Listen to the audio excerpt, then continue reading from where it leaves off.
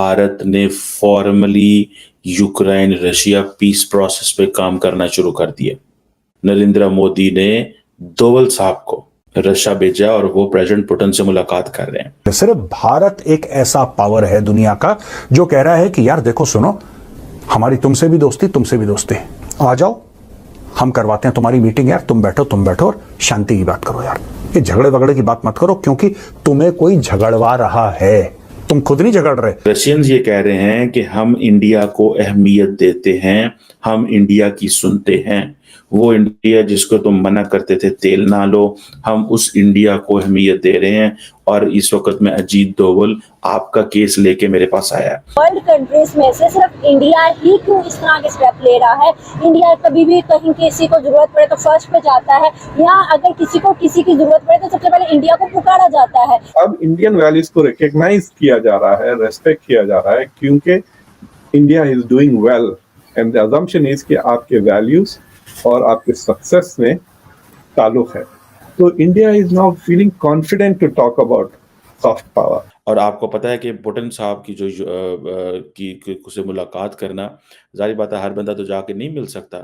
नरेंद्र मोदी ने अपना इंतहाई ट्रस्टेड लेफ्टिनेंट, कहीं ये जंग खत्म करवाने की बात हो रही है। एक लचक का मुजाहरा ज़ेलेंस्की की तरफ से भी नजर आ रहा है हमें। रशिया भी चाहता है कि ये कहीं कोई इसमें या उसमें इंडिया का कोई रोल हो। ऐसा ये जो पोटेंशियल पीस टॉक्स या पीस डील की बात की जा रही है, अगर इसके अंदर कोई करवाने में बड़ा किरदार अदा करेगा बड़े प्लेयर के तौर पर, तो वो भारत ही। रशिया और इंडिया के जो रिलेशंस और जो ताल्लुकात और एक स्टैंड्स और बहुत स्ट्रॉन्ग पार्टनरशिप्स वो हमेशा की है, वो तो डेकेड्स पुरानी है, उसका कोई मुकाबला नहीं है। क्रेमलिन के मुताबिक पुतिन ने सेंट पीटर्सबर्ग में राष्ट्रीय सुरक्षा सलाहकार अजीत डोभाल से आमने सामने बैठकर मुलाकात की है। तो ये समझिएगा कि भारत ने formally Ukraine Russia peace process पे काम करना शुरू कर। नमस्कार दोस्तों, नमो राष्ट्रवाद में आपका स्वागत है। अब भारत बहुत ही अहम भूमिका निभाने वाला है रशियन यूक्रेन वॉर में, और अब ये वॉर ख़त्म होने ही वाली है। अजीत डोभाल जो कि एनएस से हैं, वो गए हैं सीधे रशिया और सीधे वो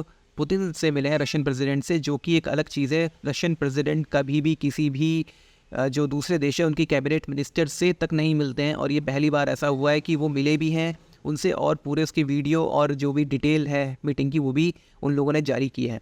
अब पाकिस्तानी इसे देख के बहुत ज़्यादा परेशान है, चीन भी बहुत ज़्यादा परेशान है, क्योंकि चीन चाहता था कि वो ये, लेकिन अब ये काम किया है भारत ने और भारत को बहुत बड़ी सफलता मिली है, और इससे भारत का कद बहुत ज़्यादा बढ़ गया है पूरी दुनिया में। पाकिस्तानी इससे परेशान इसलिए क्योंकि उन्हें वही भारत की आदत है, कोई कांग्रेस वाला भारत जो पाकिस्तानियों को बहुत ज़्यादा इंपॉर्टेंस देता था, इनके साथ बातचीत करता था, इन्हें डॉसियर दिए जाते थे आतंकवादी हमलों के बाद, और इन्हें इतनी ज़्यादा इंपॉर्टेंस दी जाती थी जो पूरी दुनिया में कोई नहीं देता है। अब मोदी जी ने आने के बाद सारा खेल बदल दिया है। अब पाकिस्तान को कोई पूछने को तैयार नहीं है, और यही बात है कि पाकिस्तानियों से बात हजम नहीं हो रही है कि इनकी वैल्यू ही खत्म हो चुकी है। आप इस नए भारत के बारे में क्या सोचते हैं, कमेंट बॉक्स में ज़रूर बताइए। तो आइए पहले पूरा वीडियो देखते हैं, वीडियो के अंत में हम लोग डिस्कस करेंगे। वीडियो अच्छा लगे तो लाइक करें, शेयर करें, चैनल को सब्सक्राइब करना ना भूलें, और आइए आगे बढ़ते हैं इस वीडियो में। आपको याद होगा कुछ अर्सा पहले मैंने एक चीज़ कही थी कि अगर भारत की तरफ से foreign minister doctor Jaishankar, NS Doval या कोई ऐसा डेलीगेशन रशिया जाता है, तो ये समझिएगा कि भारत ने formally Ukraine Russia peace process पे काम करना शुरू कर दिया। और वही हुआ दोस्तों कि डॉक्टर जयशंकर तो नहीं, लेकिन नरेंद्र मोदी ने डोवल साहब को यूक्रेन जो है होने के बाद अब रशिया भेजा, और वो प्रेसिडेंट पुतिन से मुलाकात कर रहे हैं। प्रेसिडेंट पुतिन से मुलाकात करने का मकसद ये है कि ये कहा जा रहा है कि आओ आगे की तरफ चले। मैं तो ज़ाती तौर पे ये समझता हूँ कि this is on the request of Ukraine, this is on the request of the US. और आपको पता है कि पुतिन साहब की से मुलाकात करना, जाहिर बात है हर बंदा तो जाके नहीं मिल सकता।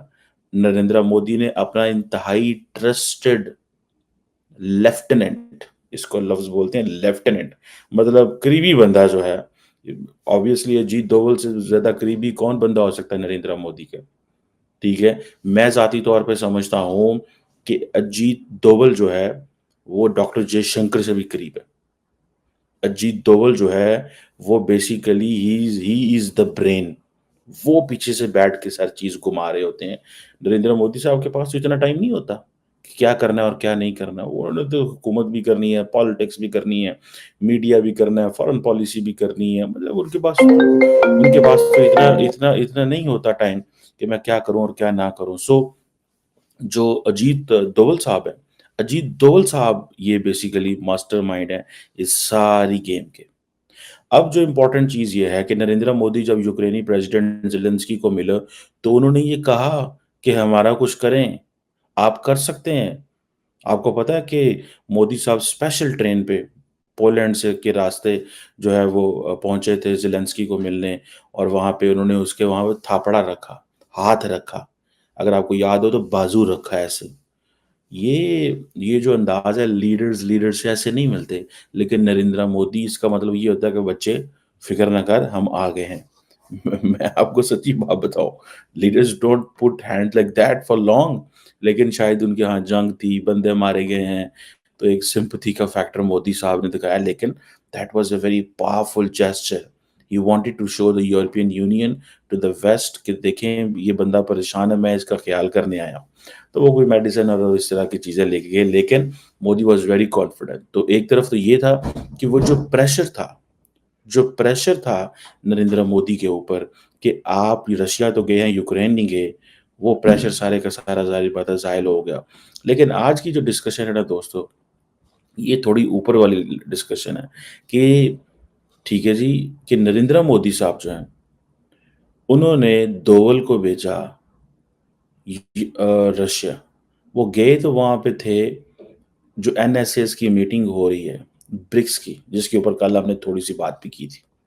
लेकिन असल चीज़ ये है, एक आपने चीज़ नोट नहीं की, अगर मैं आपको वो कर सकूँ।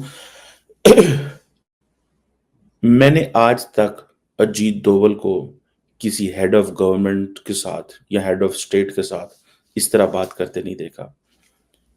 एनएसए दोवल और प्रेसिडेंट पुतिन ने थोड़ी-सी जो डिस्कशन की है वो पब्लिक में आई है। नॉर्मली ऐसी डिस्कशन पब्लिक में नहीं आती।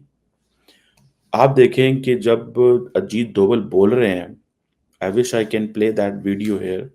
अजीत दोवल बोल रहे हैं तो जो रिकॉर्डिंग हो रही है, तो उसमें वो कह रहे हैं कि मैं प्राइम मिनिस्टर के साथ यूक्रेन गया था, और उन्होंने उसको टीवी पे चला दिया। प्राइम उन्होंने उन्होंने इसको टीवी पे चला दिया रशियंस ने अपनी स्ट्रेंथ शो की है कि देखो, and he has told Americans, they have told Europeans कि look, there is an emissary, here is a guy who is bringing your case. हम इंडिया को अहमियत देते हैं।